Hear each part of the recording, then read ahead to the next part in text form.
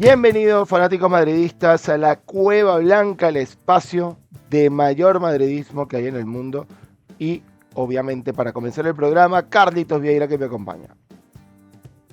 Así es, Álvaro, bienvenidos a todos, ¿no? Y gracias nuevamente por estar acá en este nuevo episodio. Ya lo dijiste, ¿no? El único canal 100% madridista donde va a conseguir el mejor contenido referente al mejor club del mundo. Y hoy, por supuesto, no será la excepción con el episodio que tenemos, un episodio especial. Hoy vamos a tener también una especie de reacción a una entrevista, como pasó con la de Casemiro hace algunas semanas, que está ahí en nuestro canal de YouTube. Ya saben, suscríbanse, comenten, compartan. Ahí tienen toda la cantidad de videos y episodios que hemos sacado desde que empezó el proyecto. Y hoy vamos a hacer lo mismo, pero desde un enfoque también distinto, quizás porque es reaccionar a la opinión del que probablemente, deportivamente hablando, sea quizás un enemigo, ¿no?, del madridismo, pero insistimos, ¿no?, en el término deportivo, como el de Piqué. Pero bueno, ya Loro les va a adelantar más y les va a desarrollar un poco más lo que va a ser esta entrevista del bueno de Gerard Piqué con la leyenda Iker Casillas. Así es, dos leyendas tenemos hoy en el programa. Casillas, el santo. Es el santo, ¿no? Porque el ángel era Raúl. Exactamente. Se me cruzan ahí los términos. El santo de Hortaleza, creo que le decía Luis Omar Tapia. No, Hortaleza es. El sabio de Hortaleza No, ese es era aragonés. el aragonés, no, Santo de tremenda pifia me Móstoles. tiré. El santo de Móstoles. El santo de Móstoles, claro. En tal No, caso, no, no, porque hasta buena donde se pifia ve para es de arrancar. Móstoles. Era, los No, no, buena bloopers. pifia para arrancar. Para que Sí, sí, clipen sí. allá a Carlitos Vieira. Como les decía, dos leyendas, uno en la sombra, uno en la luz. Y tal como lo dice Casillas, pues obviamente un toca cojones, porque no hay otra, no hay otra forma de hablar de Casillas. Y de Casillas, no de Piqué. Y interesante las cosas que dice Piqué en algunos fragmentos de la entrevista. No se las vamos a traer todas, todos los fragmentos, pero sí hay cuatro que bueno, nos llamaron mucho la atención. Vamos con el primero porque habla del Barça y deja por ahí algunas frasecitas polémicas. Así que esto es Piqué hablando sobre el Barça actual, Lamine Yamal y aquel Barça en el que él estuvo. Es una situación muy difícil porque la gente... O sea, yo me he dado cuenta con el tiempo que el fútbol, y más en Can Barça, es muy emocional. El ejemplo que siempre pongo y que es muy clarividente es nosotros en la temporada 2014-2015, en enero sucede un caso que ya ha salido públicamente, que es lo que pasó con el míster en ese momento, Luis Enrique y Leo, que hay una crisis no solo deportiva sino institucional. Estamos, no sé si son a 4 puntos del Real Madrid o quizá algo más. Y explota todo, Bartomeu se ve obligado a convocar elecciones porque en ese momento había mucho ruido. En ese momento hacen una encuesta en los periódicos catalanes y Bartomeu no tiene ni un 1% de intención de voto. Y se convocan elecciones a final de temporada, en verano. En esos 6 meses, creo que perdemos un partido en 6 meses, ganamos el triplete y Bartomeu vuelve a ganar sobradamente a la porta las elecciones. Entonces ahí te paras a pensar y dices, ¿cómo puede ser que en 6 meses, que no ha cambiado nada porque no se fichó a nadie, los jugadores éramos los mismos, la gestión era la misma, el presidente era el mismo, la junta directiva era la misma, ¿cómo puede ser que en 6 meses yo considero al culé una persona inteligente, una persona que bueno, las ha visto de todos colores en la historia del club y sabe elegir bien? No digo que sea bueno o malo escoger a Bartomeu otra vez, pero ¿cómo puedes en 6 meses cambiar tanto tu punto de vista simplemente por resultados deportivos? Claro, en el momento en que el club atraviesa una crisis económica que es evidente y es palpable, da la sensación desde fuera que el socio, y es jodido decirlo, es decir, que no se me malinterprete, pero es como que si el Barça debe 1.000 millones, 2.000, 3.000 o 10.000, como que no es tan importante, que la pelota tiene que entrar, que todo va dependiendo de lo que pase en el terreno de juego. Y eso, por un lado, lo puedo entender porque al final el fútbol es es emoción, es llevar a tu padre, a tus amigos, es celebrarlo cuando ganas, cuando pierdes. Pero en una situación como la del Barça o como la del Madrid, que son los dos únicos casos con el Athletic Bilbao, en el cual el socio es propietario del club, tiene que haber algo más. O sea, no puede ser que solo se base todo en si la pelota entra o no entra. Entonces, valorar lo que está pasando ahora en Can Barça lo puedes valorar desde un prisma deportivo, en el cual vemos que hay una generación de jugadores también por necesidad más que por confianza, porque al final la gran pregunta es, ¿Lamine sería Lamine si estuviéramos en la generación que estuvimos? Mi sensación es que no estaría jugando. Que luego ha explotado y ahora mismo tiene un potencial de ser Balón de Oro veremos, y tampoco es para ponerle la presión al chaval, porque además lo conozco personalmente, creo que es un crack, es un 10 como persona.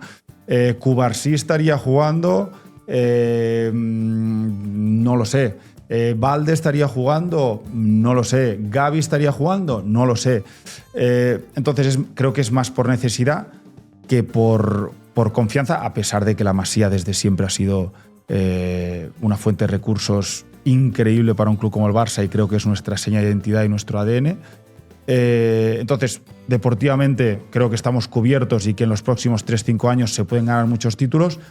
Económicamente creo que estamos en una situación difícil. A partir de ahí, ¿qué importante es para el socio esto?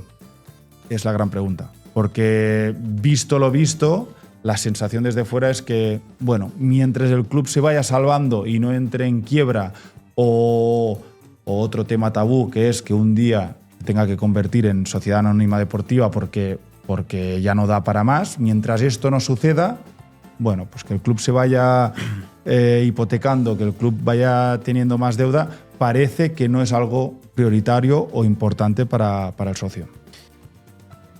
Lamine no estaría jugando. Cubarsí no estaría jugando y Gavi posiblemente tampoco. Estoy de acuerdo en todo menos en lo de Lamine. Creo que ese Barça fuerte, ¿no? El de Guardiola, precisamente llegó al punto en el que llegó cuando sacó a Messi de la banda, ¿no? Y estaría ese puesto libre, sobre todo por derecha. Pero en lo demás, verdad es como puño. Gavi dudo mucho que tuviese espacio, porque ese equipo no tenía espacio para Fábregas. El Fábregas del Arsenal. Y Cubarsí creo que tampoco, ¿no? Teniendo a la dupla Piqué-Puyol. Yo creería que lo de Lamine sería muy parecido a la irrupción que tuvo Messi en ese Barça de Ronaldinho, ¿no? Que por ejemplo dejó ese episodio, ese gran partido contra el Chelsea, que una vez hablamos de esas entradas con Asier del Horno. O sea, yo creo que, a ver, desde ese momento y desde que una vez Messi tuvo un debut en un trofeo Joan Gamper, que recuerdo que Capello era técnico, no sé contra quién fue, era un equipo italiano, no sé si era la Juventus en ese momento, pero en una entrevista Capello decía que desde que vio a Messi en ese trofeo Joan Gamper sabía que era un jugador que estaba destinado a marcar una época. Yo creo que si llevamos a Lamine Yamal a esa época, a ese Barça de Guardiola, a mí me parece que si hubiese tenido espacio en el Barça por ese talento, a diferencia de los demás ejemplos que él pone y que bien comentas como Cubarsí o el propio Gavi, yo creo que si hubiese tenido espacio Lamine Yamal en el Barça, evidentemente no iba a ser un rol protagónico, por supuesto, pero yo creo que iba a ser seguramente un jugador importante dentro de esa rotación de Guardiola, y probablemente, así como quizás me viene a la mente como fue Pedro, ¿no? En su momento en ese Barça, que no era un jugador titular, o sea, obviamente alternaba titularidad, pero creo que en un 11 de gala del Barça Pedro no entraba, pero sí era seguramente el primer cambio que hacía Guardiola. De hecho, no recuerdo si en la final de Wembley contra el Manchester, que Pedro marcó un gol, él fue titular. Creo que fue titular porque hubo un tema, alguna lesión o algo, porque recuerdo que él marcó un golazo de paso. A mí me gustaba mucho cómo jugaba Pedro. Bueno, todavía sigue jugando porque va en la Lazio. Es un jugador que tenía no solo calidad, sino que sabía dónde estaba parado, y tenía el arco entre 6 y 6. Sabía cómo definir, cómo capitalizar ocasiones. Ahora, lo que sí me sorprende de Piqué, y estoy de acuerdo en prácticamente todo lo que dijo, ¿no? Porque vamos a ver, nosotros como venezolanos, si de emocionalidad se trata cuando se habla de temas políticos, como este caso de el Barça, suscribo cada una de sus palabras. Porque al final la gente ciertamente se dejó llevar por la emocionalidad. Es más, si tú te pones a analizar, Álvaro y amigos de Cueva Blanca, la situación de Laporta. Laporta llega por un tema mero de emocionalidad del socio catalán, creo yo. O sea, y ojo, no lo sé meramente porque no soy del Barça, ni mucho menos soy socio. Pero Laporta llega a ser presidente nuevamente porque primero que nada vendió en la moto de que iba a traer de regreso a Messi. Aquel spot famoso con el maniquí, la camiseta y todo esto. Aquella publicidad agresiva que hizo el Barça en la campaña, la que hizo Laporta por su campaña, que qué bueno volverlos a ver. O sea, claro, evidentemente recordando ese toque, esa fibra emocional de ese Barça ganador de la época de Guardiola y Laporta, que evidentemente nos sufrimos muchísimo. Y creo que eso se concatena con lo que él dice de esa época de Bartomeu y ese Barça de Luis Enrique que estaba en una situación tensa porque sí es ciertamente. Yo recuerdo que la situación venía porque en un partido lo sentó a Messi, no recuerdo en qué partido fue. Luego, después de ese partido, no sabemos qué habrá pasado dentro del vestuario, pero a partir de ahí el Barcelona se hizo ganador y bueno, se terminó llevando lo que se llevó, pues triplete y todo esto. Sí, la nostalgia siempre es un arma de persuasión Poderosísima. interesante, sí. Y bueno, obviamente esa frase mítica de te haré una oferta que no podrás rechazar, bueno, eso va a quedar en la memoria colectiva del fútbol para toda la vida, para toda la vida. De hecho, es que ese mismo Guardiola, ya en esta nueva etapa, él se emociona y casi llora cuando aquella rueda de prensa con Xavi, ¿no? Y bueno, al final Xavi igual se fue, primero me voy yo, después me quedo porque el club lo necesita, después el club lo rescinde y... ah, a ver, no vamos a ahondar en un montón de cosas, lo que sí es que tiene muchísima razón. De hecho, yo recuerdo muchas críticas a Piqué en aquel momento y él fue uno de los primeros en rebajarse el sueldo o de los que más se rebajó el sueldo. Recuerdo a un Sergi Roberto también metido en este paquete, estaba Jordi Alba también por ahí dando vueltas con el tema de los salarios, porque con Bartomeu las cosas habían ido a cuotas extremadamente altas. De hecho, recordamos cuando sale a la luz aquel contrato de Messi, era una locura. O sea, era una locura para el fútbol de aquel momento hablar de un contrato muy similar a un contrato de grandes ligas o de fútbol americano, que, que obviamente no tiene comparación, porque las grandes ligas es digamos, la cima del béisbol en el mundo. Y el fútbol americano es el clímax del deporte, o sea, la NFL es el clímax de ese deporte en el mundo. En cambio, la Liga Española es un producto muy atractivo entre muchos productos. O sea, no hay una gran liga en el planeta y más bien lo que hay son competiciones, ¿no? Que podríamos poner la Champions, pero igual la Libertadores también tiene su atractivo, ¿no? Y creo que lo que sí creo es que Piqué no hubiese dicho todo esto si todavía estuviera allí, o no así. Y es lo que a veces le quita la credibilidad. Sí, como dicen, no, hace leña del árbol caído, ¿no? En este caso, pero no deja de tener lógica y razón lo que dice. Es más, de hecho, no me extrañaría que si en algún punto dado, ¿no? Sea Piqué, porque muchas veces se habla de que él podría tener una posibilidad de ser, no sé si en la misma entrevista se lo pregunta a Casillas, pero de ser presidente del Barça. Si no es el que venga y quiera vender una campaña de que puede regresar a Guardiola otra vez a ser técnico del Barça, no me extraña que ese candidato pueda ganar una elección por ese mismo sentimentalismo que él habla. Porque la gente desde el sentimiento, evidentemente, que Guardiola regrese, a mí no me sorprendería que la gente vote porque quieran pintar un proyecto otra vez de la mano de Guardiola, porque evidentemente sabemos que desde el resultado te podría, entre comillas, ¿no? Garantizar algo, y por todo lo que significó para el barcelonismo, ¿no? Pero ciertamente me parece que todo lo que dijo tiene mucha, al menos lógica. De repente un culé, y invitamos también a nuestros amigos culés que quieran ver este video y dar su opinión también sobre las palabras de Piqué, no deja de ser muy cierto, no deja de tener lógica lo que dijo al final. Sí, de hecho, ese fragmento no lo traje porque era extremadamente Piqué y extremadamente Barcelona. No había como tal vez ningún hilo del cual tirar desde el madridismo, pero él no lo dejó tan claro. Yo creo que estuvo mucho más claro hace algunos años. Ahora él no suena tan convencido. Él dice que claro, que su abuelo lo hizo socio desde antes de nacer y que si algún día el club que le dio todo lo que es lo necesita, pues que él seguramente le costaría decir que no. Pero él dice que no solo como presidente podría ayudar, ¿no? Que también hay algunas otras figuras. Y con lo de Guardiola, yo creo que Guardiola se ha encargado de cerrar esa puerta antes de que se la quieran abrir muchas veces. Sí, no. Es hipotético caso. Ahora, lo de Piqué también es verdad, porque agarré esa papa caliente ahorita del Barça, Pero dudoso.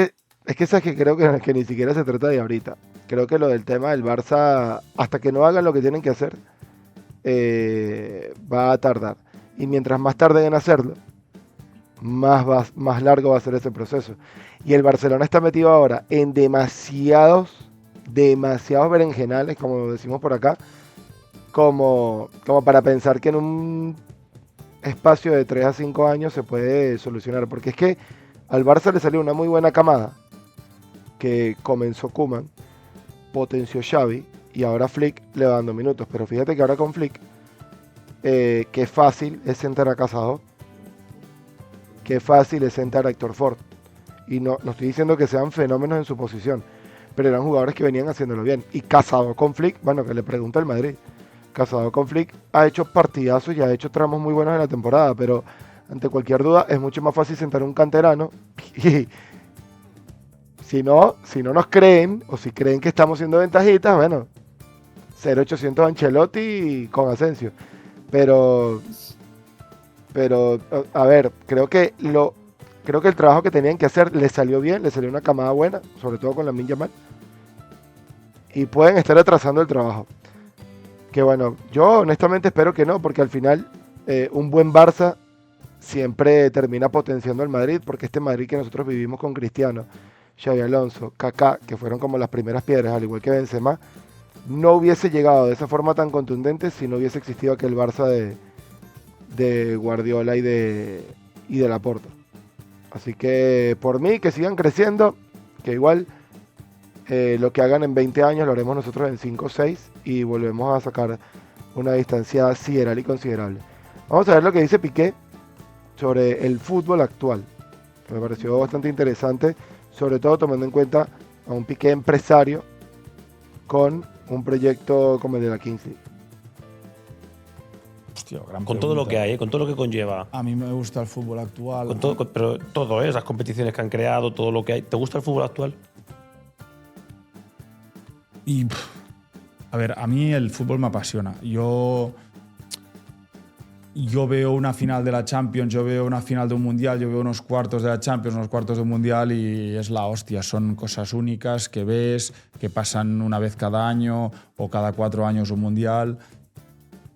Si tú lo miras desde un prisma global, creo que el fútbol cada vez más hay más partidos, es más difícil seguir lo que está sucediendo, hay más competiciones. Hay muchas organizaciones y cada una de ellas mira por su propio bien y por sus propios intereses. Esos intereses obviamente es ingresar más. Para ingresar más tienes que jugar más. El hecho de jugar más hace que los partidos sean menos especiales, que los jugadores estén más cansados, que haya menos nivel de fútbol. Creo que el fútbol, los 90 minutos de fútbol, a pesar de que hay mucha gente tradicional que no quiere cambiar absolutamente nada, creo que hay que cambiar cositas. Yo no estoy, Por ejemplo. No soy partidario de hacer grandes cambios, pero tú tienes que... El fútbol tiene que ser entretenimiento, partiendo de esta base, porque si no, el fútbol va a acabar siendo aburrido. O sea, el fútbol tiene que entretener, tú tienes que ir a un terreno de juego y divertirte, para atraer a estas nuevas generaciones que cada vez más tienen más entretenimiento. Tienen Netflix, tienen HBO, tienen Amazon, tienen Twitter, tienen Instagram, tienen TikTok y consumen muchas horas, entonces cada vez queda menos para el fútbol. Para entretener, ¿qué es lo que te entretiene más dentro del fútbol? El gol. No puede ser que un partido acabe 0-0. Eso es, yo por norma escrita, o sea, no puede ser. No puede ser que tú vayas a un estadio de fútbol, te gastes, no sé cuánto vale una entrada, dependiendo del estadio, pero Pues depende del 70, partido, 50, 90, 100, 200 euros, 300 euros un partido de Champions y acabe el partido 0-0. Es que no puede ser, es que tendría que pasar algo para que esto no fuera así. Propuesta estúpida para valorarla Acabas 0-0, 0 puntos para los dos equipos. ¿Qué pasaría? En el minuto 70 se abriría el partido. La gente no defendería, la gente atacaría, habría un gol. Tú necesitas incentivar de alguna manera, sin cambiar casi nada del fútbol, ciertas normas para que el fútbol sea entretenido. Tendrías que poder beneficiar a la gente que va a buscar el gol. Y con esto no estoy en contra. Yo entiendo perfectamente que equipos que sientan por presupuesto, por jugadores que son inferiores, se encierren atrás. Si es que yo lo entiendo, porque cada uno juega con sus armas. Pero tú tienes que crear al final, el fútbol es un producto. Es lo que es un producto. Y tú ese producto tiene que ser divertido, entretenido, que tú pongas el partido y al minuto 15 o al minuto 20, los chavales de hoy en día, no cojan el móvil, no cojan el iPad. Que yo no estoy diciendo que los chavales de hoy en día no sigan el fútbol, lo siguen más que quizá nosotros, pero lo siguen y lo consumen de una manera distinta. Es decir, ahora mismo, hoy en día, ponen el Barça, yo lo he visto con mi hijo el mayor, Milan. Milan es un obsesionado del fútbol y es culé, pero es que no te lo puedes llegar a imaginar. Nos ponemos a ver un Barça, el que sea, me da igual, partido de Liga, minuto 10, minuto 15, el iPad. Y lo va viendo, pero ya no es cada jugada, no. A ver si meten un gol, ya lo voy a ver. Y en el iPad, pues yo qué sé, pues tienes el TikTok, tienes el YouTube, ya a lo mejor están consumiendo el partido, pero también por aquí, porque hay algún streamer que lo está comentando o porque hay estadísticas y les gusta ver cuántos chutes lleva uno, cuántos pases buenos y malos lleva otro. Entonces hay que adaptar este producto a las nuevas generaciones que están viniendo. Y estas nuevas generaciones, si tú les vendes los mismos 90 minutos que les vendías hace 20 o 30 años, que hace 20 o 30 años, cuando nosotros teníamos 7 o 10 años, en televisión solo había fútbol español. Es que no había ni la Premier ni el fútbol italiano. Ya no te digo, yo qué sé, todas estas... Netflix, HBO, Amazon y compañía, todas estas plataformas de series y de películas. Es que no había nada, había fútbol y por eso te enganchabas al fútbol, porque solo había 90 minutos de fútbol y luego te consumías el programa deportivo que hacía los resúmenes de todos los goles y luego te consumías la radio y consumías todo.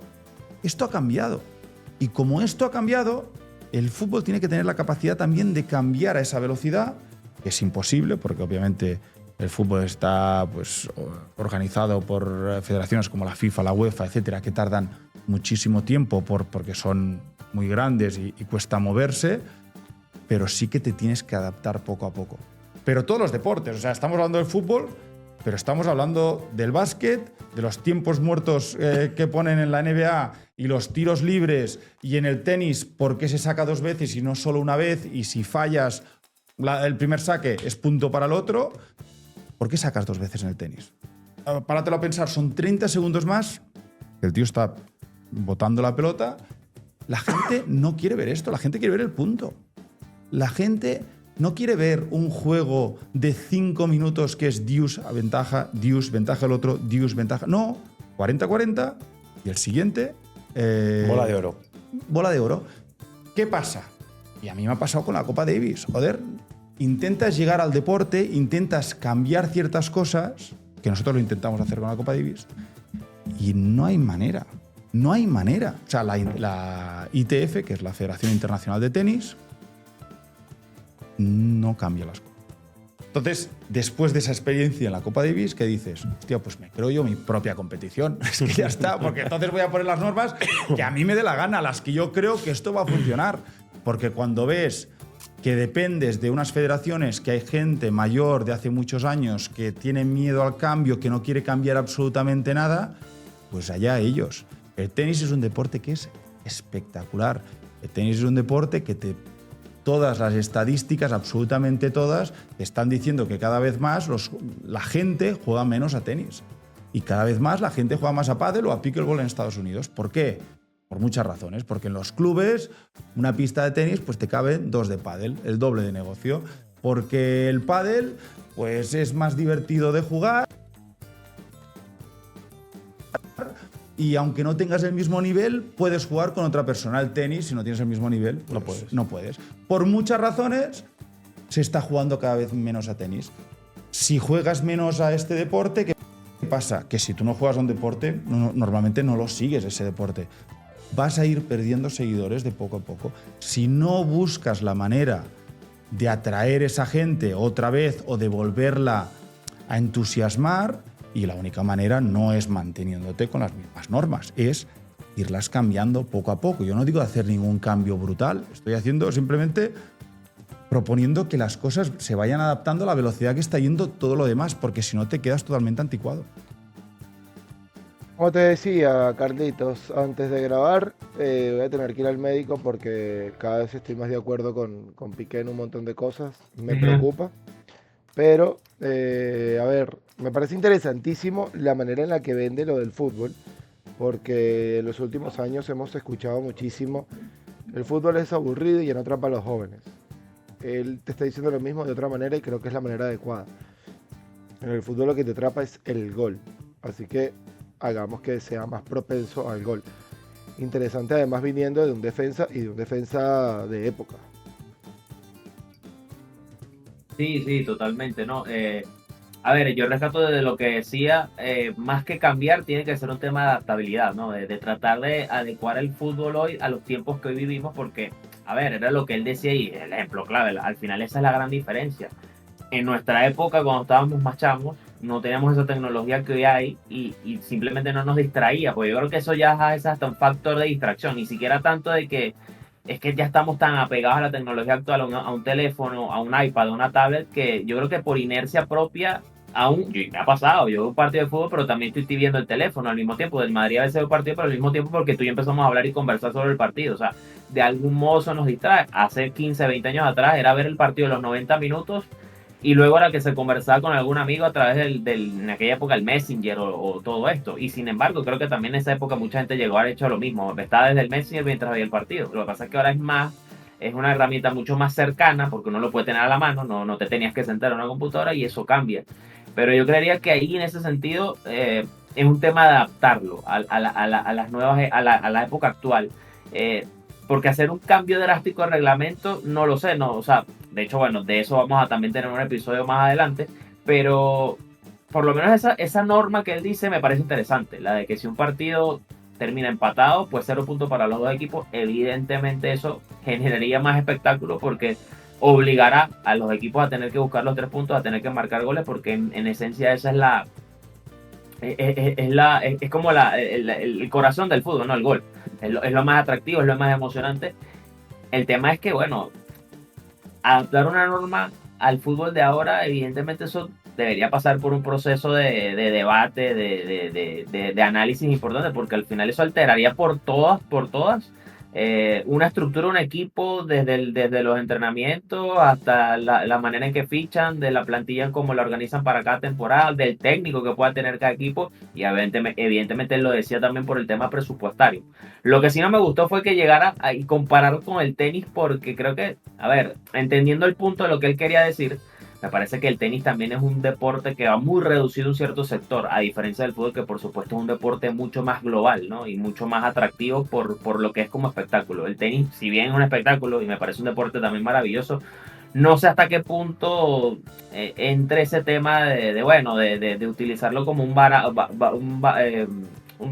punto de comparación, ¿no? Con lo que es el fútbol, porque, insisto, me parece que el fútbol siendo más global y que llega a más estratos, porque también hay que decirlo, me parece que el tenis es un deporte que en cierto punto va dirigido a un cierto estrato social, no como no como el fútbol, que es más global en todo sentido. ¿Qué pasa a comparación? Sin embargo, entiendo por qué lo dice, ¿no? Solo que, bueno, no sé si... porque imagínate, él mismo lo decía, la ITF no quiere modificar las normas del tenis. Es que es difícil que eso ocurra. Porque creo que el tenis, siendo un deporte como es y por muy específico que es entre su normativa y cómo se desarrolla el juego, alterar alguna norma dentro del juego como tal, que altere lo que es la esencia del juego, el reglamento del juego, me parece que no es complicado que ocurra. Yo creo que lo que ha hecho, y de hecho el tenis lo ha hecho a nivel tecnológico, ¿no? Ahí sí entra más el sentido de cambiar. Pero con el fútbol podría pasar quizás en ese sentido, ¿no? De tratar de buscarle más atractivo, que, insisto, hacer cambios de las normas evidentemente necesitará una discusión prolongada, y eso yo creo que evidentemente va a tener que participar no solo los organismos encargados de regular el deporte, sino evidentemente los clubes, equipos, jugadores, entrenadores. O sea, es un tema bastante pesado en ese sentido. Además de un conocedor de la materia, ¿no? Porque jugaste tenis. Juego, pero tampoco es que Ya le metes al profesional. pádel. Ya le metes al pádel también. Comparto lo que él dice. Una persona nunca ha jugado pádel, pero por lo que es el pádel, ciertamente, creo que tú y yo, que nunca lo hemos jugado, podemos jugarlo y nos podemos divertir. Pero si tú y yo queremos jugar tenis o con alguien que sabe jugar mucho al tenis, no hay color. O sea, no vamos a jugar básicamente. No hay Yo, posible jugar contra esa persona. yo creo que no me divertiría. Yo, o sea, Exacto, no te vas a divertir. metido dentro de esa caja, con la pelota rebotando por todas las paredes, me vas a sentir como un perro cuando lo engañas con la pelota. Corriendo detrás de la pelota a todo dar. Y sí, lo que dices es muy cierto. El tenis va dirigido a un estrato social muy distinto. O sea, no todo el mundo ni siquiera ve tenis atractivo. Hay excepciones como Carlos Vieira, que aparte de jugar tenis, juega golf en el country club todos los fines de semana, Dale. pero, pero sí es cierto Ese deporte sí, ni que me lo regalen. claro, pero es que sería igual. El golf es un poco más élite, pero está Claro. está en esa Sí, escala. sí. Está en esa escala.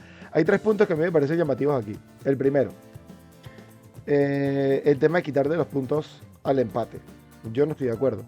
Porque ponte por un momento en el lugar de Florentino Pérez o de Laporta. Tienes la plantilla que tienes, el bagaje que tienes dentro del fútbol. Tienes que viajar a visitar al Getafe de Bordalás. Empatas y te devuelves sin puntos. Obviamente, cuando tengas que volver a ir, si es otra vez Getafe y si es otra vez Bordalás el técnico, mandas a la banca. O a los chamos del Castilla. Es que esa parte se me pasó a comentar y Llevar tienes patadas razón, para porque, devolverte sin puntos. Yo no veo sentido. claro, no, y además eso alteraría muchísimo el tema de una temporada, porque evidentemente hay equipos que también juegan con eso en determinados tramos por un tema de dosificar a la plantilla, o sea, no exigirle tanto, porque tienes una temporada larga donde vas a tener muchos más partidos que afrontar. Y por supuesto, que te tengas que ver obligado a jugar las 38 jornadas de una liga, en el caso solamente de la liga, para no poner que esa norma encaje en todas las competiciones que juega un club una temporada. Vamos a suponer que esa norma la aplican solo en las ligas domésticas. Imagínate tú que el Madrid tenga que jugar, el Barça, el Madrid, los principales, porque también es un tema de dinero, y el mismo Piqué lo dice, pero es que los clubes más importantes, los que tienen más presupuesto, son los que por lógica tienen en teoría más posibilidades de ganar. Nunca vas o sea, puede ocurrir una vez cada tantos años un Leicester City como ganó aquella Premier 2016-2017, que contrató pronóstico con un presupuesto inferior a los demás, terminó quedando campeón. Pero eso es algo que no, o sea, puede suceder, pero no va a ser el común denominador de todas las temporadas. Entonces, imagina que el Barça, que el Madrid, que el Atlético, que el Bayern Múnich, que el Borussia Dortmund, que el Inter, la Juve, el Milan, todos ellos se tengan que ver obligados a ganar todos los partidos para sumar puntos y obviamente quedar campeones. Esa norma en teoría favorecería más quizás a equipos que, bueno, pelean a mitad de tabla al descenso en determinados momentos, pero Al Español. Al Español que Exacto. nos ganó 1-0 de la manera que lo hizo. Pero de resto, tiene sentido, sí, porque favorece el espectáculo, por supuesto. Porque imagínate tú un 0-0 en el minuto 70 y los equipos empiezan a atacar y buscar. O sea, esos 20 minutos van a ser espectaculares. Y tiene sentido. Pero desde un punto de vista de planificación, de dosificación y por un tema calendario, eso es fatal. Porque, o sea, imagínate tú esos jugadores, esos equipos jugando las 38 jornadas. Lo que tú dices, al final van a tener que meter, o sea, jugar con o sea, armar dos equipos, dos planteles. Como para de tal manera dosificar los grupos y evitar que pase esto que no está sucediendo, que está sucediendo sin una norma así, donde los jugadores, donde de algún modo los técnicos tratan de dosificar sus plantillas y aún así hay lesiones. Imagínate donde tengan que exigirles jugar para ganar, porque si no, no toma el punto, porque un empate no te sirve. Es complejo, es complejo. Segundo punto, la comparación que hacía con el tenis, para completar algo que tú decías. Él hablaba de esta dualidad del Dios, ¿no? De para allá, para acá, para allá, para acá. Y Casillas se lo completaba con bola de oro. A ver, no lo puedes comparar con el fútbol, porque en el tenis, no solamente porque es individual, si es en dobles es exactamente igual. En el tenis, en el momento en el que tú sacas, hay Dios y saca otra vez la otra persona, porque es una oportunidad por cada uno. Si tú lo quieres llevar al fútbol, no lo puedes comparar con el juego, tendrías que compararlo con un penal. Entonces ahora imagínate que en la tanda de penales, después de los 5, están empatados y el primero que cobra anota y ganó el partido sin que el otro cobre el que le tocaba. Esa es exactamente la comparación que acaba de hacer Piqué. Obviamente no, o sea, obviamente la bola de oro no cabría dentro de esto, y ya el gol de oro que existió y que me parecía una locura de emoción y me encantaba, estaba muy chamo, pero a mí me encantaba eso, te permitía otro tipo, te permitía un partido nuevo. ¿Por qué? Porque es mucho más difícil que sacando desde la mitad tú llegues de manera automática al arco contrario, porque tienes que superar 11 rivales, a menos que seas Ronaldo, juegues en el Madrid, le metes un recorte a Simeone que lo dejes sentado y después definas en 11 segundos, como en aquel clásico en el que el Madrid a los 11 segundos estaba ganando 1-0. Pero ¿cuántas veces ha pasado eso? De hecho, recuerdo, así, por tirar de memoria, un partido que se suspende por una amenaza de bomba, creo que en el Santiago Bernabéu, contra la Real Sociedad puede ser, y después, el Madrid de los Galácticos, y después se juegan esos 6 minutos restantes y el Madrid gana, eso está 1-1, y el Madrid gana 2-1 con un gol en minutos, que me acuerdo que participó Zidane, no recuerdo si lo marca Zidane o si lo marca Ronaldo, pero ¿cuántas veces pasa eso? Entonces, si quieres hacer eso, bueno, establece el gol de oro, los 30 minutos del gol de oro, y si no, nos vamos a penales. Totalmente. Tan sencillo como eso, o sea, creo que no hay otra, y hay un montón de comparaciones, y aquí sí no se la puedo dar a Piqué, porque la Copa Davis la tomó él y ya se escuchaba poco, ahora se escucha menos. Así que no sé qué tantos cambios ha hecho, pero creo que ha tenido la oportunidad de hacerlo y no ha surtido efecto. No lo mismo con la Kings League, sí, que es un derivado del fútbol, funciona muy bien, pero aún así no ha generado, ¿cómo decirlo? No se ha perpetuado en relación a cómo llegó.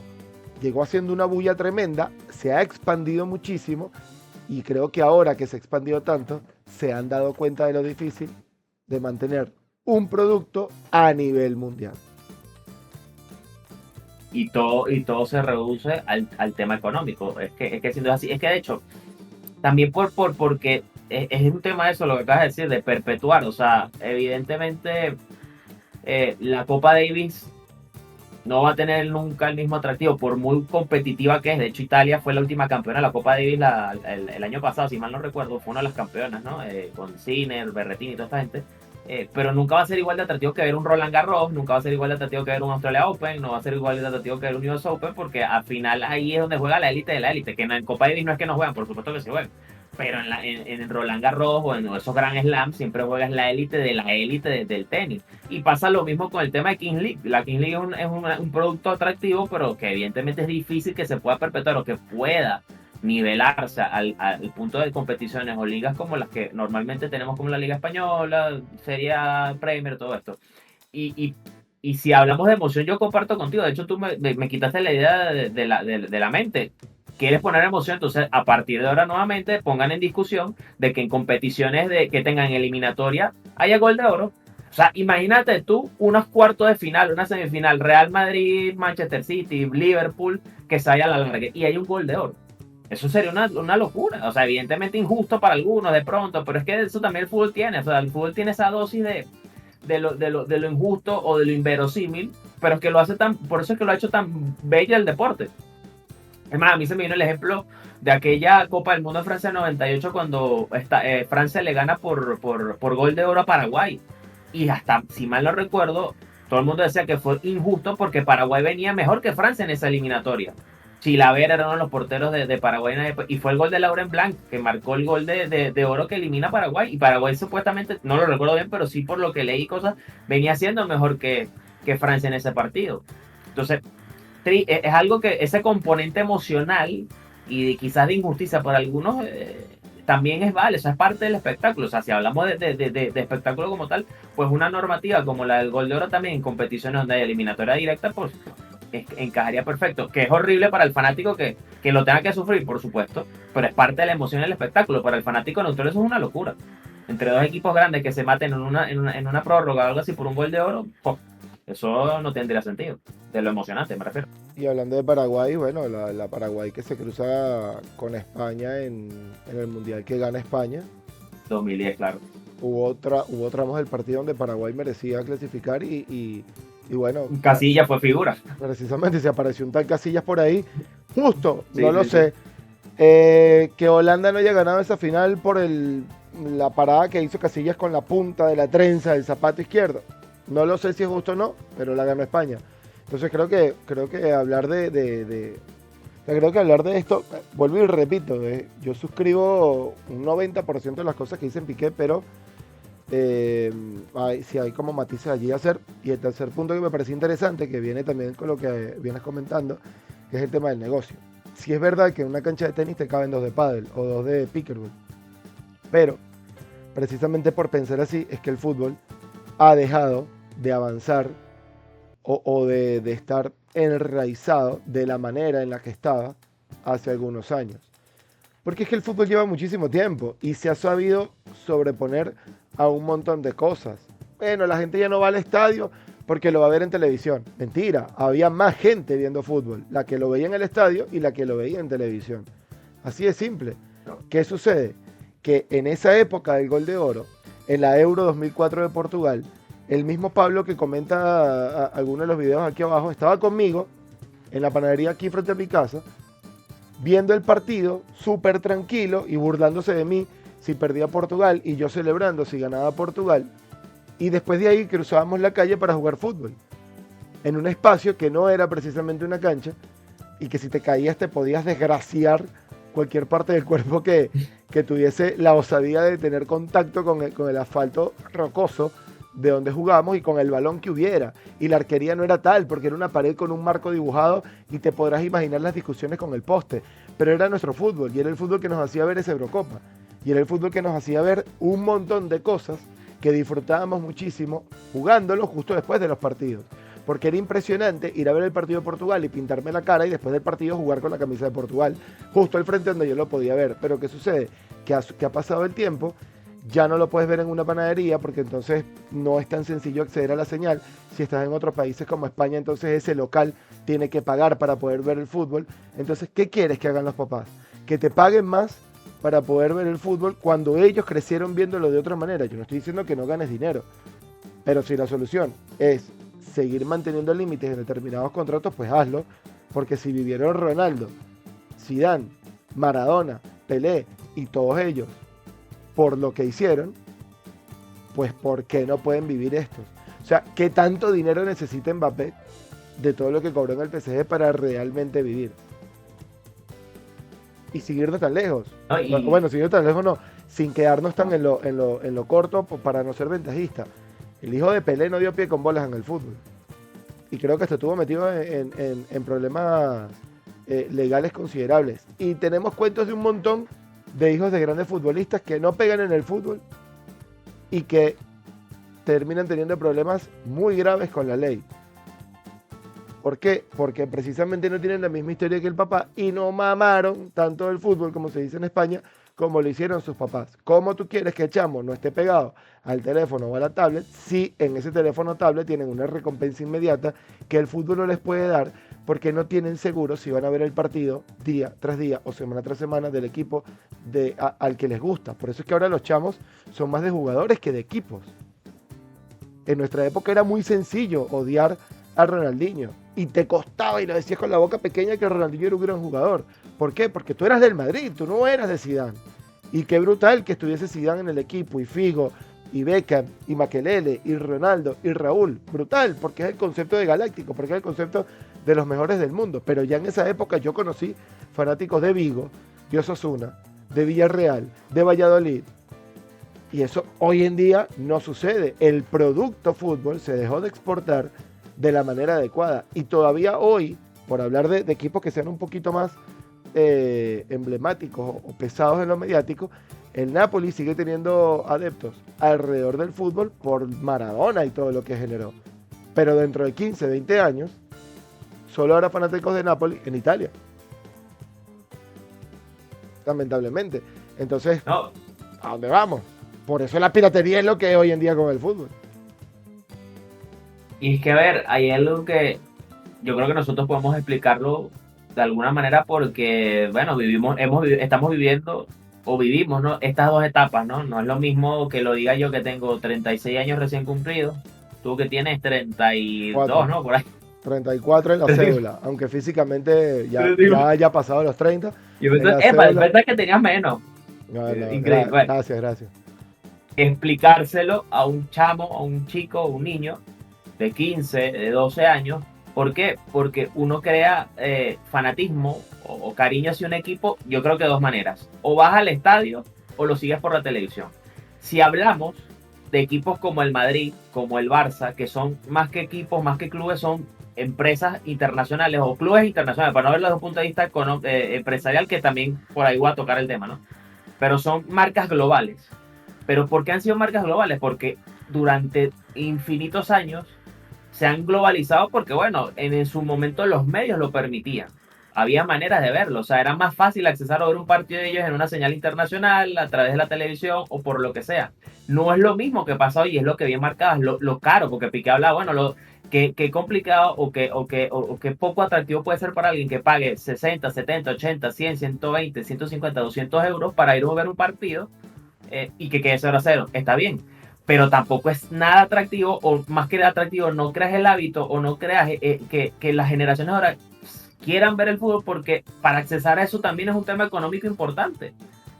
Porque si no pagas una plataforma no puedes ver el partido y evidentemente cada familia, cada persona tiene una realidad distinta y de pronto puedes pagar el internet, pero nada más puedes pagar una sola plataforma, que por ejemplo sea Netflix, y justamente Netflix no te transmite los partidos de fútbol. Entonces tienes que pagar adicional tanto para ver una plataforma que te transmita la liga. Y ahí es donde viene el problema. Y por eso es que lo que acabas de decir es muy cierto, el tema de la piratería. Porque entonces la otra opción que tiene un padre de familia que quiere crearle el hábito a ese hijo, porque yo soy madridista y quiero que mi hijo sea como yo, es o haciendo el sacrificio económico, que a veces no es fácil, o otra de las cosas que yo he visto que mucha gente hace por lo difícil que es ir a un estadio, es ir a un lugar, a un bar, sentarte, pero también eso tendría un gasto importante para que lo puedas hacer de repente un fin de semana. Pero no lo vas a hacer todos los fines de semana para crearle el hábito a ese muchacho de que, bueno, como yo quiero que sea un madridista, que siga el equipo y tal. Cosa que a nosotros no nos pasó, porque desde la televisión y por nuestros propios padres, nuestra propia familia, nos crearon el hábito del fútbol. Pero hoy en día se hace más difícil porque es que esa misma tecnología que hoy ayuda en muchas cosas también está perjudicando en otras, en algo tan tradicional como es el fútbol.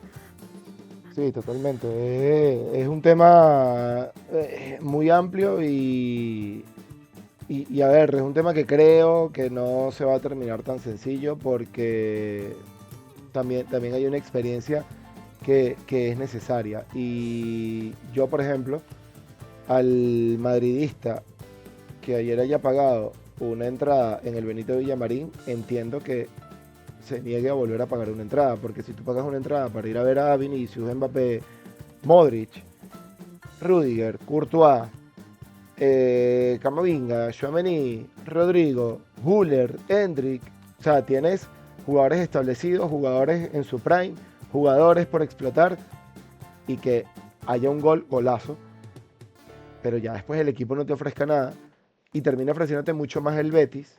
Yo creo que el que se va contento es el bético, que pagó la entrada primero por el partidazo de Isco y segundo por la victoria ante el Madrid. A él sí, capaz pierden 10 seguidos, espero que no, pero capaz pierden 10 seguidos y van a seguir pagando la entrada súper contentos, porque siempre les va a quedar el recuerdo del partidazo de Isco contra el Madrid en la edad que tiene, después de todo lo que viene y después de haber sido del Madrid. Y ese beso con Sara Sálamo y todo lo que envuelve al Isco futbolista. Hay un montón de componentes emocionales allí que juegan a favor de esto, pero es más, para hablar, o sea, para decirlo más claro, la calidad del deporte, hablando del espectáculo que te ofrezcan, es tan importante que en Venezuela nosotros hemos vivido la era Páez, la era Chita, la era Farías, Peseiro, ahora Batista, también Peckerman, con el perdón de aquellos que vaya olvidando en el camino, Pastoriza, que fue posiblemente el de la primera piedra más importante. No el de la primera, pero sí el de la primera piedra más importante en la historia de la selección. Y todavía hoy en día todas las casas de Venezuela tienen un caraquista o un magallanero, pero hay gente que ni sabe qué equipos están en primera división de fútbol. Lamentablemente, porque no se ha comercializado de la mejor manera, porque no hay calidad en el fútbol. No lo sé, hay un montón de detalles que se pueden incluir. Pero de aquel Caracas Fútbol Club, en el que Ronald Vargas apareció y destelló a todo el mundo, y vino a ser Roberto a jugar en Libertadores, y el Caracas estaba ahí con el estadio lleno y apoyándolo. Han pasado muchos años y ahora el Caracas no mete la misma cantidad de gente y no con el mismo fervor que en aquel momento. Yo recuerdo que en Venezuela, que no es un país de cultura futbolística, aunque sí ha tenido un crecimiento muy importante en los últimos años, yo recuerdo que hubo un punto en el que un Caracas Táchira en el Olímpico te trancaba la ciudad igual que un Caracas Magallanes en el Universitario. Hoy en día, si tú no estás pasando por Plaza Venezuela y ves que hay fanáticos que van caminando con las camisas, capaz ni te enteras que hay un Caracas Táchira. O sea, el problema del fútbol no es el fútbol español, es el fútbol mundial. Hay un tema de desconexión con el fútbol demasiado grande que existe en todo el planeta. Sí, sí.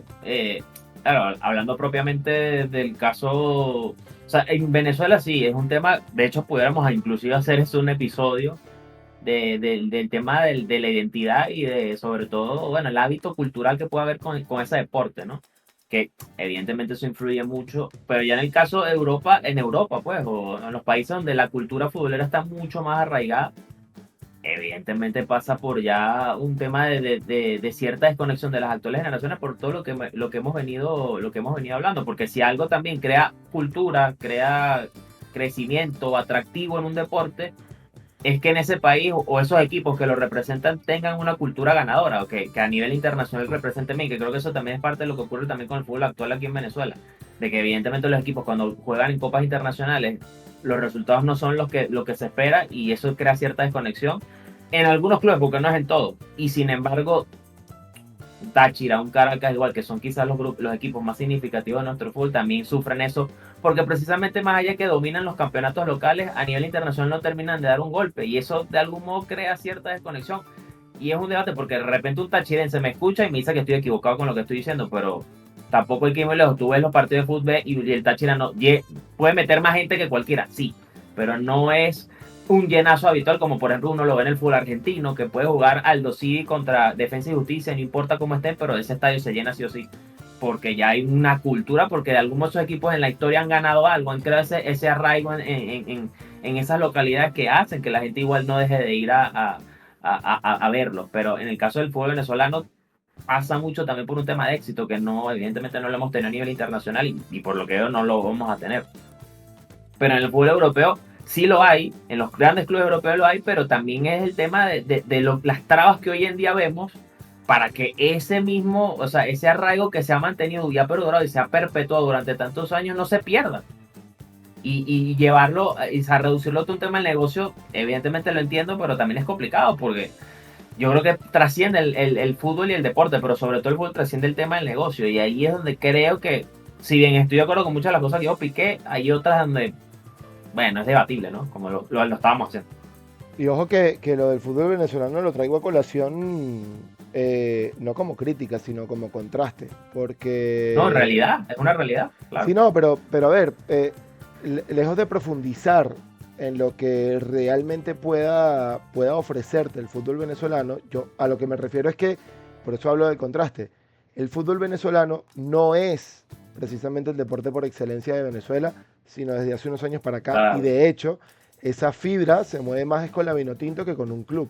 El club siempre ha sido, dicho de buena manera, más sectario, porque aquí siempre ha habido una gran diferencia entre fanaticadas, sobre todo cuando tomamos en cuenta Caracas y Táchira, que son las más grandes posiblemente, siempre ha habido una gran diferenciación y ha sido muy sectario porque es mi Caracas, es el mío, o sea, yo no puedo apoyar a otro, incluso lo hemos visto en Libertadores, o sea, si juega el Táchira, muchos fanáticos del Caracas están apostando a que pierde Táchira y viceversa, y tenemos un Táchira semifinalista de Libertadores hace algunos años, es Táchira, ¿no? O estoy metiendo la pata, o es Estudiantes. Que si no me equivoco, Sí. si no me equivoco es con César Faría. No sé por qué se me generó la duda. El hecho es que nosotros no hemos ganado Libertadores, Venezuela no ha clasificado a un mundial y aún así, Venezuela logró tener una explosión considerable con el fútbol. Y en Venezuela, por eso hablaba del Caracas y el Magallanes en el béisbol. Venezuela, el deporte que suele moverte la fibra es el béisbol. Es el deporte que se te inculca. No, que es muy fácil para ustedes ver fútbol porque su familia es europea. Sí, eso influye, pero yo recuerdo que cuando había un Barça-Madrid, tú no podías entrar a ningún negocio de comida china si no ibas desde temprano, porque eso estaba así. Y ahí habían de todas las nacionalidades y descendientes de todas partes del mundo que habían hecho aquí, habían hecho vida en Venezuela en ese proceso de multicultura de hace algunos años. Entonces el fútbol sí logró calar en Venezuela de manera importante, y aunque en Venezuela no nos han acompañado los resultados, no ha sido un producto que se ha explotado de manera mega contundente como posiblemente en Europa, el fútbol logró calar aquí en Venezuela. Por eso te hablaba del contraste, y aún así se perdió, porque se perdió. La Vinotinto llena, pero no es el mismo público de hace algunos años que el de ahora. La Vinotinto te llena ahora más, es de manera emocional, y porque se ha podido revivir tal vez alguna de esas sensaciones que había en la era Páez, sobre todo por los resultados, porque nos han acompañado, porque estuvimos allí en los primeros puestos de la clasificación con Conmebol cuando arrancaron las eliminatorias, porque en la Copa América llenamos Miami, porque estábamos haciendo buenas actuaciones y mostraba una buena cara a la selección. Pero honestamente mucha gente que le iba a ver era Venezuela, no al fútbol. Y hace algunos años sí iban a ver al fútbol. Porque yo recuerdo acá programas de análisis muy buenos y periodistas venezolanos que hoy en día están haciendo vida fuera del país, muy buenos en fútbol. Y todavía tenemos analistas muy buenos en Venezuela, pero casi todos de aquella época, o que comenzaron, o sea, dieron sus primeros pasos con los que estaban instaurándose en aquella época. Hoy en día hay una desconexión. Hay desconexión en Venezuela que puede ser entendible, pero también la hay en España, en Portugal, en un montón de países donde el fútbol tal vez es mucho más,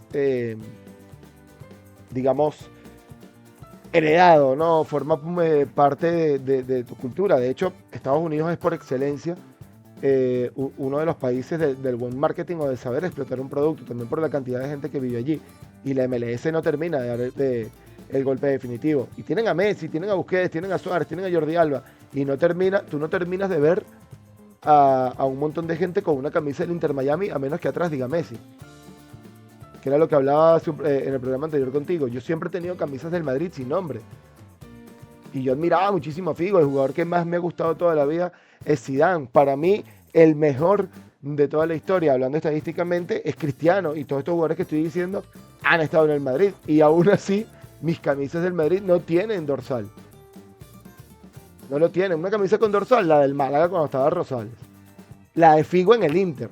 La de Zidane con Francia. Pero del Madrid no tengo ninguna con dorsal porque soy fanático del equipo. Eso se comenzó a hacer en un montón de países donde el fútbol no era cultura y se ha ido perdiendo. Se ha ido perdiendo mucho. La participación del público se ha perdido mucho. Que de hecho, hablando de la participación del público, ¿quieres agregar algo más? Ok. No. Suscribo todo lo que decía, claro. Hablando de la participación del público, época, la de Piqué como jugador, clave con esto que dice acá con respecto a los pitos y su relación con ese amor-odio con la grada. Pensaba lo mismo que pienso ahora, es decir, estamos en manos, no nos damos cuenta, pero la sociedad, nosotros, estamos en manos de los medios de comunicación. O sea, hablamos de lo que quieren los medios de comunicación. Si hoy pasó con la Dana en Valencia, llega un día que tú no te das cuenta porque tienes tu propia vida, que hace así y ya nadie habla de la Dana. Y son ellos los que te van marcando de qué temas hablar y de qué temas no hablar. El tema de la selección española es muy simple. Yo me posiciono y me sigo posicionando, aunque ahora no es un tema de conversación, en que Cataluña tiene que tener el derecho a decidir. A partir de ahí se entra en una campaña que cada vez que voy a la selección, lo primero que hacen los medios, el primer tema, el día que siempre pisaba Madrid, era el micro, ir por las calles. Piqué merece ser silbado, Piqué merece ir a la selección. Tú ya solo con eso, que es preguntar a la gente, ya genera ruido, ya se genera ese... ¿qué pasa conmigo? ¿Qué pasa? O sea, hay que silbarlo cada vez que juega. No, la gente tampoco sabía por qué silbaba, muchos de ellos. Estoy convencido, porque hubo un momento que hasta se dejó de silbar y luego se volvió a silbar y pasé así. Pues te diré que pues un año y pico, ¿no? O quizá más. Estuve bastante tiempo yendo a la selección. A mí, sinceramente, me afectaban cero los pitos. O sea, yo llego a un punto en mi carrera, que nos ha pasado yo creo a todos, es decir, hay un proceso, tú empiezas siendo muy joven y lo vives todo con mucha intensidad, te acuerdas de todo, seguro que tus primeros años te acuerdas de todos los resultados porque para ti está siendo un impacto, eres un chaval que de repente estás jugando delante de 90.000 personas y cada partido lo tienes grabado. Yo me acuerdo perfectamente pues todos mis primeros partidos del Barça. O sea, llego, jugamos contra el Wisla Cracovia, Numancia, perdemos, en casa empatamos contra el Racing Santander, Sporting de Lisboa en Champions, 3-1, ganamos, Te puedo cantar toda la temporada. Tú ahí, todo lo que dice la prensa de ti, siendo tan joven, te afecta, tío, te afecta porque te afecta no solo a ti, sino a tu familia. Haces un partido genial y te afecta positivamente y todo el mundo piensa que eres Dios, y luego pegas una cagada espectacular, que lo hemos hecho todos, y todo el mundo te mata. Y eso es así, y vives así constantemente cada 3 días. A medida que van pasando los años, tú creas una coraza en la cual, pues, para protegerte, porque es sano, porque si no al final acabas loco. Yo creo que eso lo exageré por 20. O sea, llegó un punto que es que yo no tenía ningún tipo, era indiferencia absoluta. Yo llegaba a un terreno de juego y la gente, o sea, iba al campo del Español o al campo del Madrid y te lo juro, pensaba que eran actores. Yo llegué a un punto que ya es que me daba completamente igual lo que me dijeran, que me silbaran, o sea. Y estoy en este punto hoy en día, o sea, me da absolutamente igual todo lo que digan, bueno o malo, es que me da igual, no leo nada, y si lo leo es simplemente para entender por dónde van los tiros, para estar preparado si me coge una entrevista o algo, tener capacidad de reacción, de poder responder algo coherente. Me da absolutamente igual lo que pueda pensar una persona que no me conoce, es decir, voy por la calle y me encuentro a alguien que cruza, me da igual lo que piense esa persona. Es que me da completamente igual, sea bueno, sea malo, un comentario positivo o negativo. Obviamente voy a agradecer más un positivo que un negativo, pero no me va a cambiar para nada mi estado de ánimo ni absolutamente nada de mi vida. Y eso lo he creado, pues, por toda esta experiencia que te he dicho. El problema es que yo creo que lo he acentuado por 10. Hay gente que va protegiéndose, pero le sigue afectando. A mí, los últimos años de mi carrera, es que no me afectaba nada. Y que ir a la selección y que me silbaran era hasta una motivación para intentar jugar aún mejor y demostrar que me merecía al 100%, obviamente, jugar en la selección cada partido. Pero no, emocionalmente no me afectó para nada.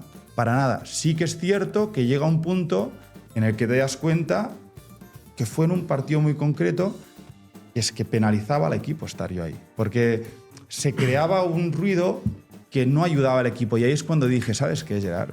Es que ya está, si es que da igual, lo has ganado todo, has ganado el Mundial, has ganado la Eurocopa, sigues viniendo aquí, lo haces lo mejor posible, pero cada vez eres el puto centro de atención cuando el equipo es que no necesita esto. Y vendrá otro y lo hará mejor o peor, pero ya está, apártate. Y fue el Mundial de Rusia, que después del Mundial de Rusia, a pesar de que creo que podría haber competido mucho más tiempo, decidí pues dar un paso al lado. Y relajarte y pensar en ti. Sí, cuando te dejas la selección te das cuenta que durante muchos años has estado en un ritmo de vida que es muy bestia. No te diría que no es sano, porque yo lo disfruté muchísimo, lo pasé bomba, pero empiezas a tener semanas libres en medio de la competición que te dan la vida. Te puedes pegar 4 o 5 días que te coges un avión y te vas a un sitio a desconectar del mundo. Y esos lujos, tío, te alargan la carrera. Yo no hubiera llegado hasta los 36 si no hubiera parado con la selección en el 2018, estoy convencidísimo. No, eso es evidente, la verdad. Yo también estoy de acuerdo contigo que al final, tanto meternos en la rueda, al final es un poco agotador. Pero te metes, tampoco tienes elección, es decir, te van metiendo partidos, vas convocado a la selección porque lo estás haciendo bien en el club y no te puedes permitir el lujo de levantar la mano ni en la selección ni en el club y decir, tíos, ¿sabes qué? Me cogeré 2 o 3 días, lo que hace una persona normal y corriente en la oficina, en el trabajo. O me cojo una semana porque estoy saturado.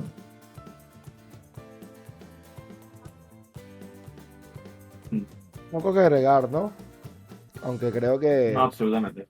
Aunque creo que en su momento Casillas llegó a decir que el anuncio de la retirada de la selección no era en el momento adecuado. Creo que estaban en fase de clasificación todavía. Pero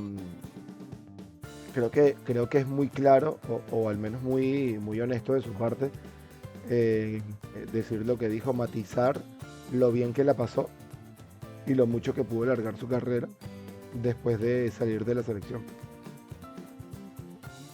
Y sobre todo tomando en cuenta que lo explica desde una perspectiva que yo creo que habla también por muchos jugadores que, al igual que él, fueron importantes dentro de no solo el Barça, sino bueno, dentro de un club, ¿no?, de élite como el Barcelona, sino dentro de una selección histórica como la selección española, ¿no? O sea, toda la presión que eso conlleva, todo lo emocional que es, no solo porque él mismo lo dice, ¿no?, de cómo se lo disfrutó y fíjate que en ningún momento recriminó o se repitió en algún punto de su carrera dentro de la selección española, y más porque evidentemente ganó todo lo que ganó. Pero sí, que aún con todo y eso, tener que lidiar con la presión de que te puedan pitar, de que haya ciertas campañas contra el jugador por determinado rendimiento, por determinada situación que le pueda estar afectando, con todo y lo que no deja de ser un jugador importante, no dejó de ser un jugador importante, y Gerard Piqué, por supuesto, tiene un lugar en la historia, no solo del Barcelona bien ganado, sino dentro de la selección española también, dentro de la historia del fútbol español.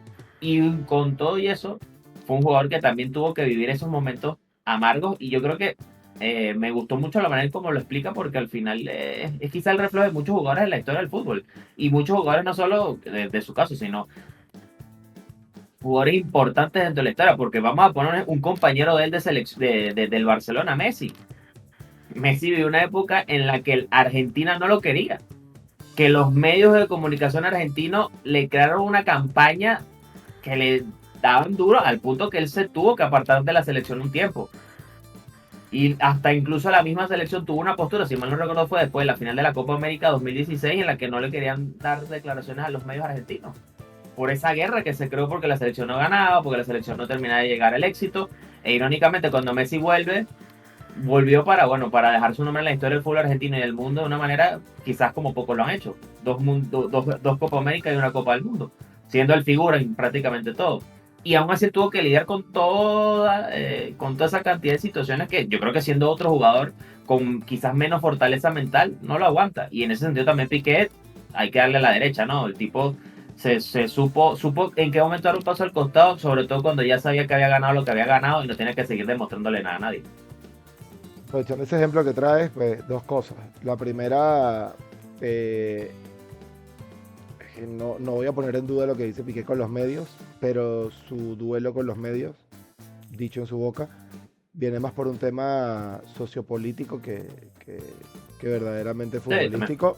Que ojo, también Piqué no estaba en sus mejores años por aquel momento en cuanto al rendimiento, pero también dijo cosas bastante polémicas. Y por otro lado, precisamente el ejemplo de Messi. Messi lo que se lo bancó perdiendo finales. 2 contra Chile. Peor todavía. 1 contra Alemania en el Mundial. Yo no sé cuántos jugadores de cualquier selección del mundo, teniendo el background o el peso de Messi, aguantarían eso. Creo que solo Messi o Cristiano podrían aguantarlo. Y tengo mis dudas, porque además Messi termina ganando lo que gana con la selección cuando nadie lo esperaba, porque el equipo con el que pierde aquellas finales se veía más sólido, o más equipo, más rodado, que con el que la termina ganando. Y además el técnico, o sea, Scaloni, yo no digo que sea un mal técnico, pero obviamente no parecía un mejor técnico que Sabella para el contexto de selección.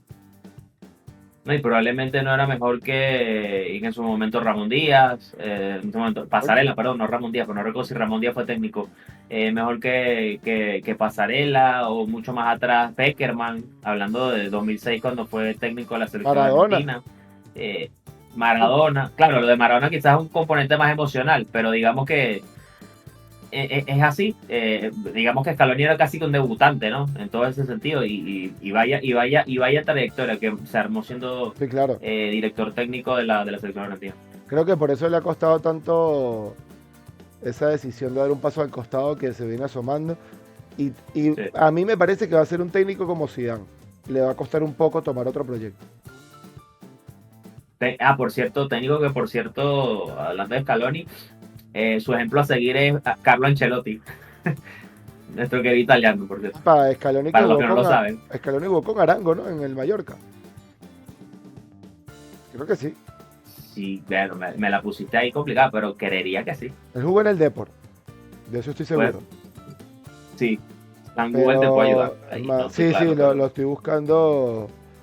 Lo estoy buscando aquí en el teléfono para no interrumpir la grabación. Pero sí estoy. No sé por qué me hizo match. Sí, sí, sí, claro, claro, claro, claro. Jugaron. Jugaron ahí en el Mallorca. De hecho, aquí estoy viendo una foto de Arango celebrando un gol con el brazalete de capitán y Scaloni corriendo detrás de él. Claro que sí.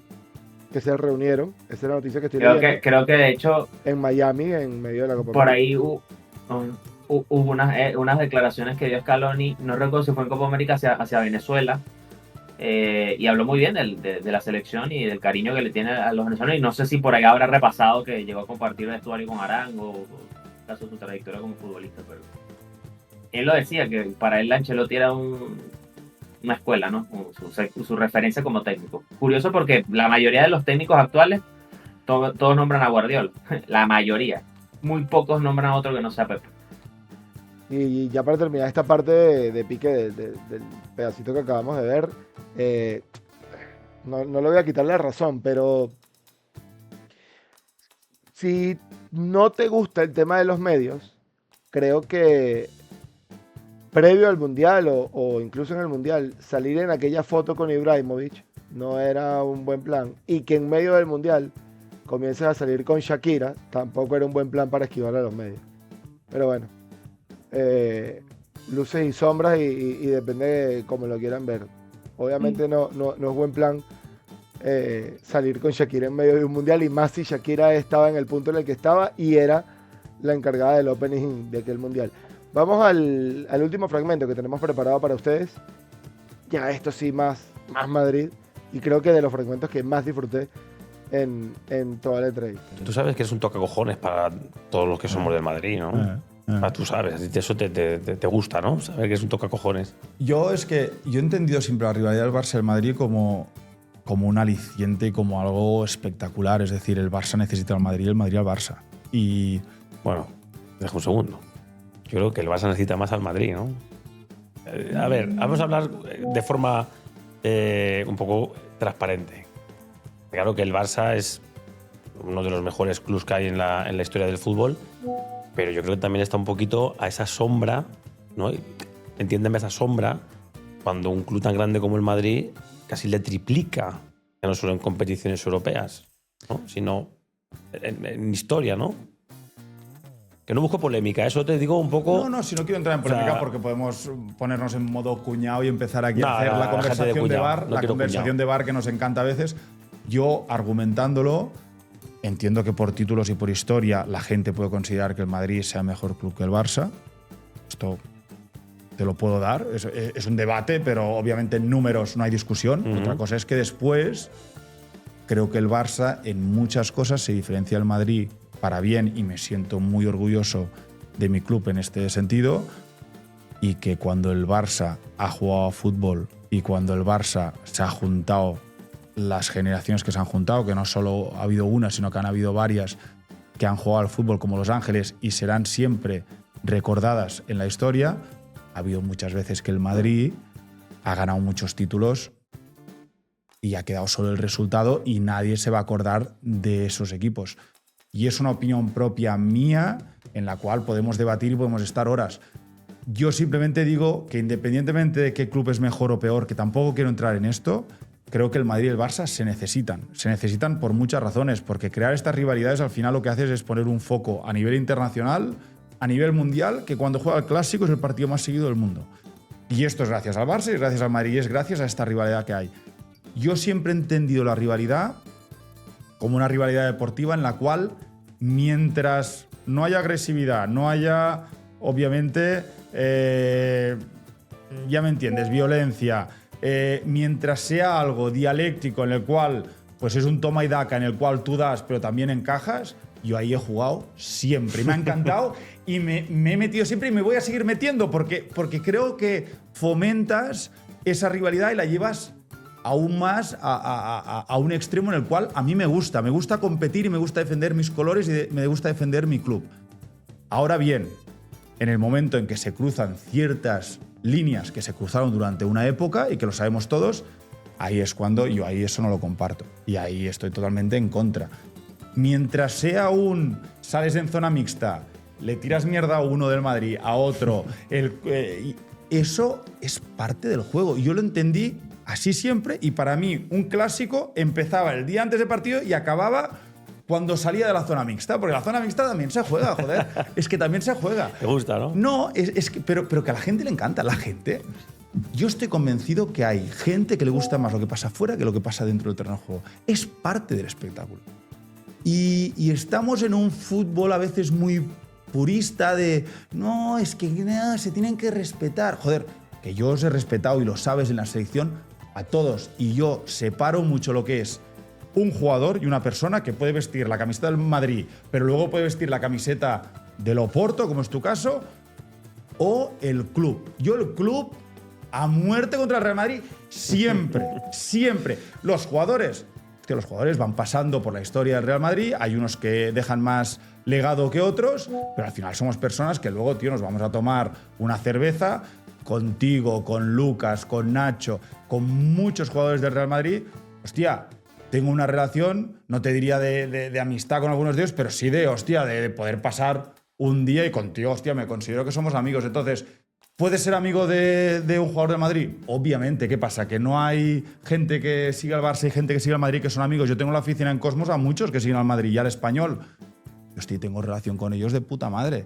Entonces, claro que podemos tener relación entre jugadores del Barça y jugadores del Madrid y ser amigos. A partir de ahí, cuando me hablas del Real Madrid como institución y el Real Madrid como club, ahí sí que no paso. O sea, es que bueno, pero me has dicho antes que querías conocer a Florentino Pérez. Pero es que es una persona, no es un presidente, es una persona en la cual puedo tener una relación y puedo aprender de él y podemos compartir ciertas cosas y ciertos gustos o a lo mejor no compartimos nada porque no he tenido la posibilidad de tener esa conversación. Pero repito, es una persona que durante una época ha estado en el Madrid, viene y se va. El club queda ahí, la camiseta blanca nunca en la vida me la he puesto ni de broma. O sea, no, pues eso de que intercambias camisetas, me he puesto las camisetas de todos los equipos, es que jamás, ni en un momento íntimo mío personal, me la he puesto para ver cómo queda. Imposible. Hay una parte de la entrevista que no traje porque si no se nos iba a alargar mucho más.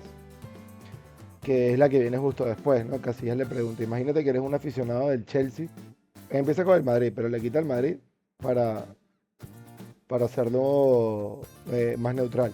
Y ves aquel partido de la semifinal. Y Piqué dice que él solamente recuerda la mano. Que sí, que era penal. De hecho va a ser la miniatura de este video. Y dice que no la recuerda, ¿no? Y después comienza a hablar sobre el año previo al Mundial. Y dice que en la charla que le dan a la selección, Colina, que asumo que era Pierluigi Colina, les da una charla sobre el reglamento y les pone de ejemplo la jugada aquella que nosotros hablamos hace algunos videos de Dani Alves con Pepe, que Pepe ni lo toca y lo expulsa. Y Colina, según Piqué, dice que era expulsión por la intención. Y Casillas le dice que no era expulsión. Entonces, no, porque el partido, y Casillas se la devuelve y le dice... No me acuerdo del partido, soy como tú, tengo lagunas. Esto de Piqué con el Madrid, a ver, te voy a ser muy honesto, lo detesto, pienso igual que él. Fuera del contexto de equipo, los respeto muchísimo a todos los jugadores, a cualquiera de fútbol, pero si hay alguien a quien yo le puedo tener algún tipo de sentimiento negativo y venenoso dentro de mi ser, es a Piqué. Como madridista. Es que, a ver, lo que él explicó, ¿no? Desde el punto de vista como jugador del Barça y como un culé, porque al final habló como jugador, pero también al mismo tiempo como aficionado, ¿no? Del Barça, es que evidentemente es un odio, pero dentro del tema deportivo.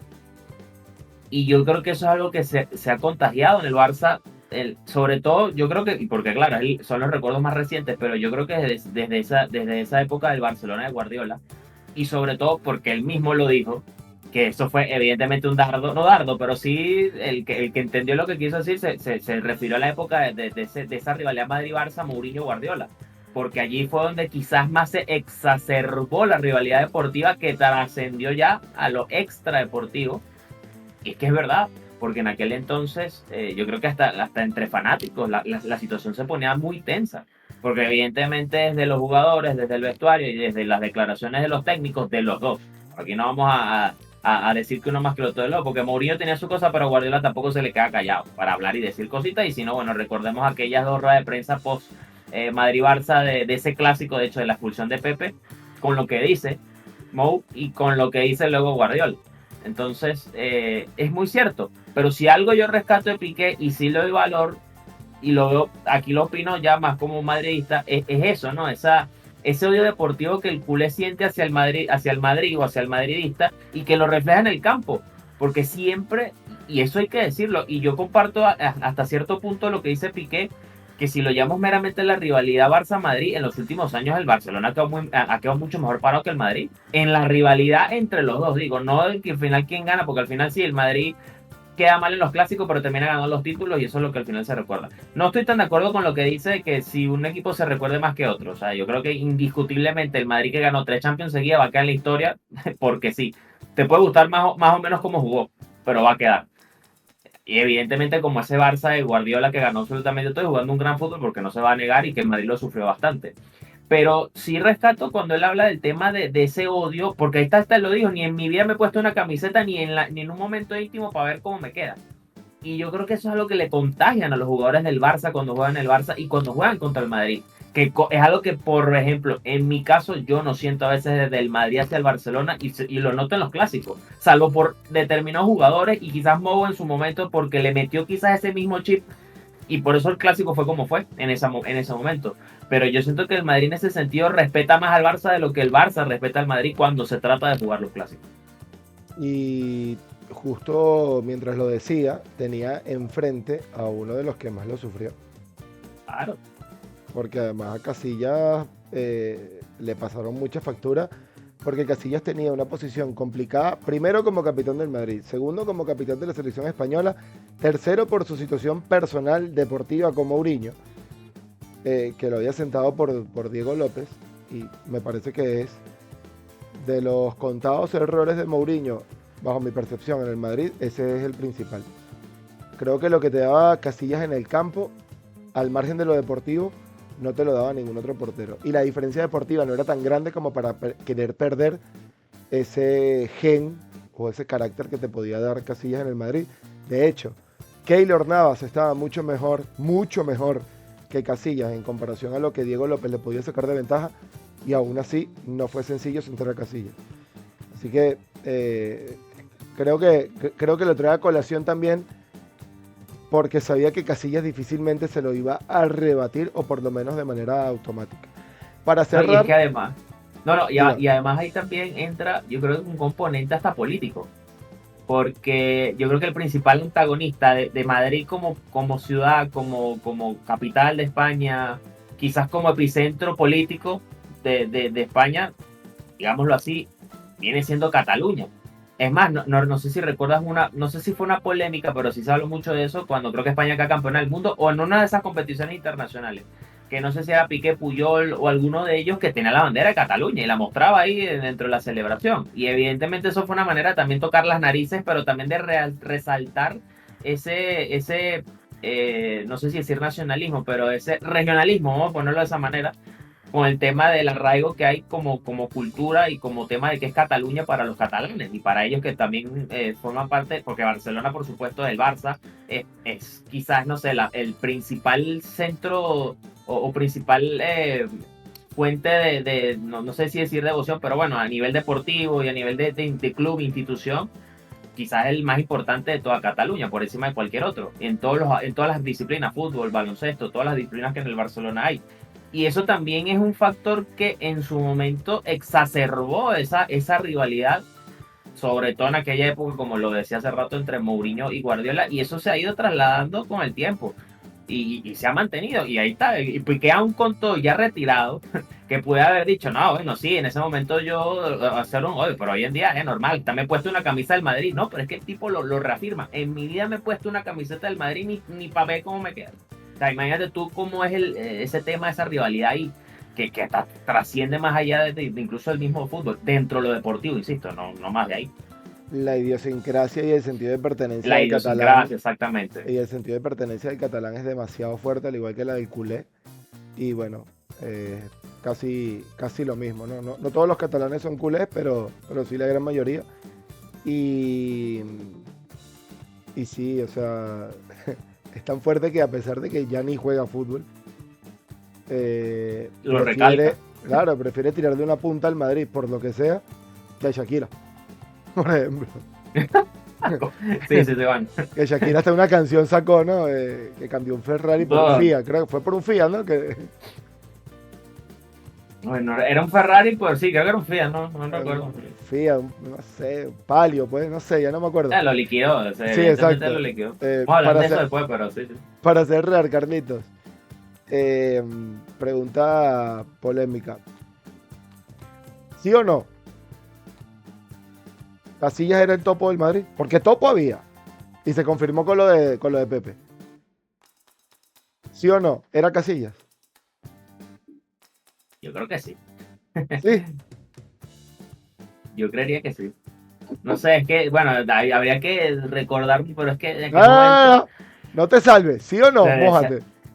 No, sí, pero obviamente, si me preguntas por qué crees, responderte lo es complicado, pero yo banco a Mou, pues. Difícilmente creo que te inventan.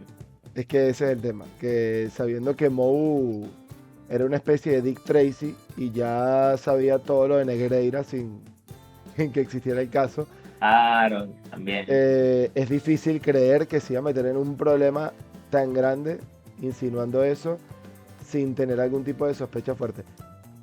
Mi opinión es que no era él. Topo había, obviamente, y lo de Pepe lo que hizo fue terminar de destapar la olla, pero no creo que Casillas. De verdad que no. Porque además era muy evidente. Era capitán de la selección española y estaba con una periodista. Era demasiado evidente como para pisar la mina. Muy evidente. Entonces, creo que más bien era el que más se cuidaba de eso. Ojo, opinión. Y tiene sentido. Y lo bueno es que tenemos un sí y tenemos un no. O sea, hay alguien, cualquiera de los dos puede estar equivocado. Pero Ojo, a mí me cuesta mucho creer que Casillas... Me cuesta muchísimo creerlo. No, y a ver, que lo haya sido, a mí no me quita, porque es que yo no me caso con radicalismos tampoco, ¿no? El hecho que a mí me parezca que de repente uno estaba mintiendo, y porque bueno, en el fondo en muchas cosas tuvo razón, no propiamente por lo de Casillas, sino en otras situaciones por el tema de la realidad arbitral y todo esto. Eso no quita que para mí que eres una leyenda, por Dios. Y sin claro. la historia, bueno, que aunque Courtois le está ahí rezongando en la oreja, como dicen, pero al margen de lo deportivo. Leyenda. Al margen de lo deportivo. Claro. Bueno, al margen de lo deportivo no, porque lo de Topo era también deportivo, pero digo al margen de su trayectoria. Porque hay un sector del madridismo que por esa situación claro, lo bajó del sitial. Es más, incluso hablando de Keylor Navas, como lo nombrabas hace rato, también con el caso de Keylor, porque él filtra alineaciones a la prensa y mucha gente lo bajó del pedestal porque pues, dentro de o sea, no separan lo deportivo de quizás eso sí al final terminó siendo cierto, ¿no? De que Keylor llegaba a filtrar en la prensa alineaciones y todo este tema. Pero es que una cosa no debería quitar la otra. O sea, yo soy de las personas que a mí me gusta separar. De repente esto me hace ser una persona tibia porque no me voy a los bifes, sí, pero es que es como yo, ¿cómo yo voy a separar? O cómo para mí Casillas se va a derrumbar o la leyenda de Casillas simplemente porque fue topo según lo que llegó a pasar en su momento. Imposible. Bueno, ya va. Un tipo que le dio demasiada alegría al madridismo, no me jodas. Es que sí es gravísimo porque además es canterano, pero vuelvo y te digo, o sea, el contexto real de Casillas era tan evidente que podía ser topo que creo que más bien era el que más tenía que cuidarse. Y en cuanto a Keylor, bueno, yo creo que Keylor ha tenido este problema, ha tenido problemas legales como en todos los países en los que ha jugado, ¿no? Hace poco leía... Aparte del tema ese legal de lo que he hablado, el tema... Leía algo así. Ya que eso es mucho más algo deportivo. Y ojo, que voy a partir una lanza aquí en favor de Keylor. A Keylor lo montaron en un avión a medianoche porque se iba a Manchester. y se tuvo que bajar del avión y seguir en el Madrid como si nada porque no llegó el fax. Y se la bancó, claro. Y mira lo que vino después de eso. O sea, acá, así como se dice una cosa, se dice otra. Pero bueno, nos quedamos con Carlos Vieira sacando de la historia del Madrid a Casillas por Topo. Y de esta manera... No. No, mentira. Qué buena entrevista, ¿no? Ojo, te digo una cosa. Solo me encantaría que Mourinho vuelva un partido del Madrid, una rueda de prensa. Solo para decir, tenía razón. Ahí está Negreira. Y miren a quién entrevistó Casillas y quién tiene un equipo en la Kings League. Es que estoy seguro que esa sería lo primero que diría Mourinho. Así como llegó Ancelotti en la segunda etapa diciendo, veo las mismas caras, algunos ya no están tan jóvenes, Mourinho llegaría, amigo, sabiendo que este es su último toque en la élite, diciendo todo lo que tenía aquí atragantado y tenía razón al paso del tiempo, y hasta en lo que no tenía razón lo vuelve a decir. Ajá. La carga y soltando bala por todos lados. Una locura. Ojalá podamos ver a Mourinho si sea de... ¿Tú te imaginas al Madrid con Mourinho siendo el encargado de comunicaciones? Nah, Un butragueño. eso es una... Institucional. Sí. No, la guerra, no. Sí. ¿Te gustó, Carlito? ¿Te gustó la entrevista? ¿Te gustó? No, estuvo buena. Mira, después de esa entrevista, siempre me ha caído mal Piqué y no va a dejar de caerme mal, obvio, pero me parece que fue un tipo sincero, al menos hablando de los extractos que por lo menos estuvimos analizando, ¿no?